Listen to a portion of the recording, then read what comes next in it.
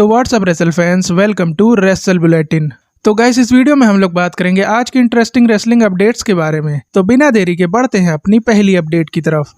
सबसे पहली अपडेट जुड़ी है मंडे नाइट रॉ से। तो गाइस, आपको पता होगा कि अगला मंडे नाइट रॉ का शो सीजन प्रीमियर होने वाला है। तो ये ऑब्वियस सी बात थी कि WWE इस शो को खास बनाने की पूरी कोशिश करेगी, जिसके लिए WWE ने एक लेजेंड की अपीयरेंस अनाउंस कर दी है और इस लेजेंड का नाम है ब्रेट हिटमैन हार्ट। और WWE ने ब्रेट हार्ट का नाम इसलिए अनाउंस किया क्योंकि नेक्स्ट रॉ उनके होम टाउन में होने वाली है और पॉसिबिलिटीज हैं कि इनके अलावा कुछ और भी लेजेंड्स हम लोगों को रॉ पर देखने को मिले। बट इसके अलावा एक बैड न्यूज ये है कि बैक स्टेज रिपोर्टर कैथी कैली शो पर नहीं होने वाली है क्योंकि उन्हें किलर्स गेम मूवी का कोई फंक्शन होस्ट करना है। अगली अपडेट जुड़ी है CM पंक से, जिनका अगस्त का महीना काफी बढ़िया गया है क्योंकि एक तो उन्होंने पूरे अगस्त में ड्रू मैकिंटायर को जमकर पेला है और उनसे बैश इन बर्लिन में मैच भी जीता है। और अब रेसलनॉमिक्स की रिपोर्ट के अकॉर्डिंग CM पंक अगस्त में मर्चेंडाइज सेल्स में सबसे आगे निकल गए हैं, जिससे कंफर्म है कि CM पंक के रेवेन्यू में काफी ज्यादा इंक्रीज होगा। बाकी मर्चेंडाइज सेल्स की ये लिस्ट आप स्क्रीन पर देख ही सकते हो, जिसपे टॉप पर है CM पंक, सेकंड नंबर पे है OTC Roman Reigns, third number पे है जे उसो, फोर्थ पर है कोडी रोड्स और फिफ्थ पर है जॉन सीना। बाकी आगे इस लिस्ट में आप लोगों को रिया रिप्ली, रैंडी ऑर्टन और स्टोन कोल्ड का नाम भी देखने को मिलेगा।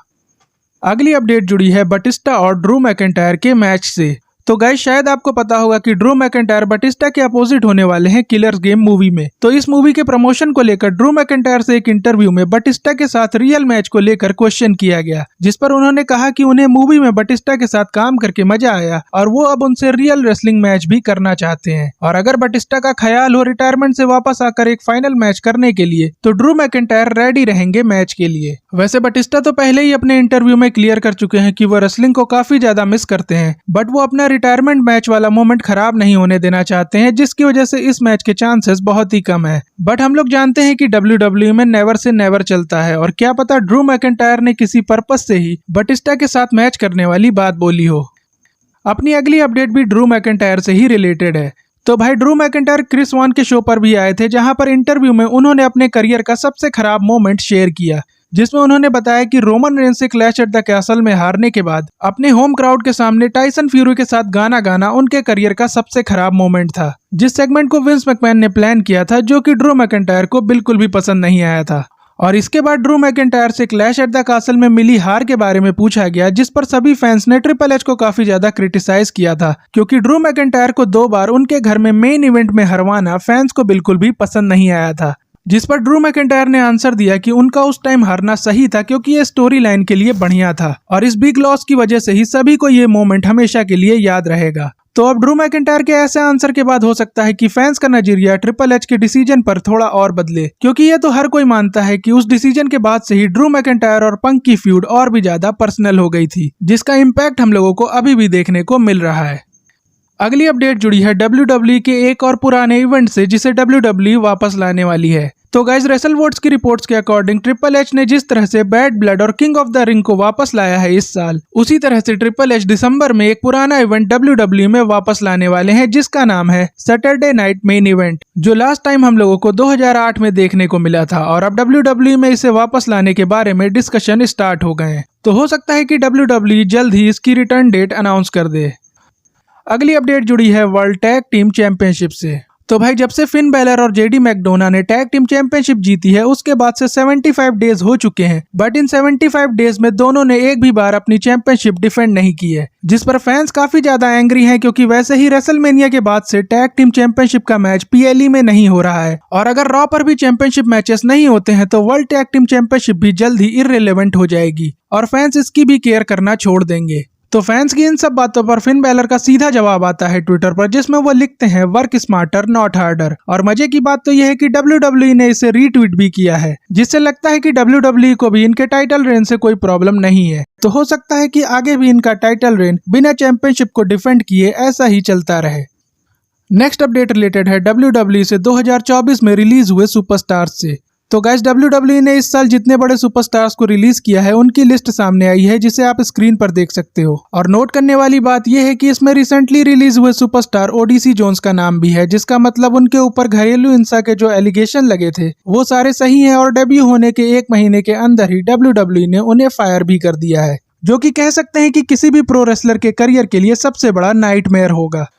अगली अपडेट जुड़ी है जिंदर महल से। तो भाई जिंदर महल ने अपने WWE चैंपियन बनने वाले मोमेंट के बारे में टॉक इस जेरिको शो में एक मेजर थिंग रिवील की, जिसमें उन्होंने बताया कि उन्हें एकदम लास्ट मोमेंट पर बताया गया था कि वो रैंडी ऑर्टन को हराने वाले हैं। और तो और ओरिजिनल प्लान्स के अकॉर्डिंग जिंदर महल को चैंपियनशिप मैच मिलने भी नहीं वाला था, क्योंकि ओरिजिनल प्लान रूसेव और रैंडी ऑर्टन के मैच का था। बट रूसेव इंजर्ड हो गए, जिसके बाद जिंदर ने उन्हें रिप्लेस किया और फिर एंड मोमेंट पर उन्हें ये इन्फॉर्मेशन दी गई कि वो WWE चैंपियन बनने वाले हैं। जिसके बाद जिंदर का वर्ल्ड टाइटल रेन हम लोगों को देखने को मिला था, जिसका पूरा क्रेडिट आप विंस मैकमैन को दे सकते हो, क्योंकि ऐसे सडन डिसीजन हम लोगों को विंस मैकमैन एरा में ही देखने को मिलते थे। बाकी ये तो कंफर्म है कि ट्रिपल एच एरा में ऐसे सडन चेंजेस हम लोगों को कभी देखने को नहीं मिलेंगे।